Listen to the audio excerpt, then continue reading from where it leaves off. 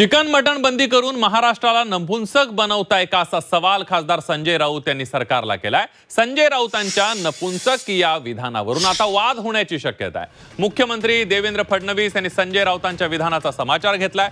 त्यावर संजय राऊतांनी शाकाहारी माणसांचा घोर अपमान केल्याची टीका शिवसेना प्रवक्ते अरुण सावंत यांनी केली आहे। तुम्ही महाराष्ट्राला काय नपुसंक बनवताय का? छत्रपती शिवाजी महाराज युद्धावर गेले, ते काय वरण भात तूप खाऊन त्यांचे मावळे लढत होते का? ते मांसाहारच करत होते चांगल्या प्रमाणात।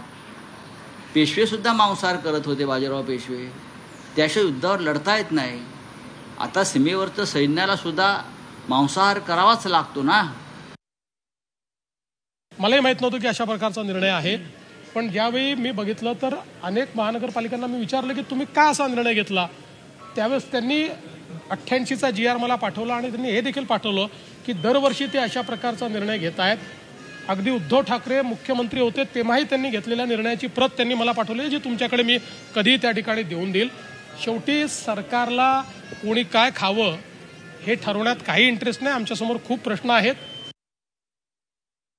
संजय राऊत हे जे काही म्हणत आहेत की तुम्ही जर मांस खाण्यावरती बंदी आणली तर महाराष्ट्र नपुसंक बनेल, म्हणजे जे शाकाहारी आहेत, जे शाकाहार खात आहेत ते काही मर्द नाही, ते नपुसंक झाले। तसं तुम्ही शाकाहारी लोकांचा अपमान करतात। संजय राऊत काय बोलतो हे तुम्हाला सुचत नाहीये। या देशामध्ये आणि या राज्यामध्ये मांसाहार करणाऱ्यांपेक्षाही जास्त संख्या ही शाकाहारी लोकांची आहे।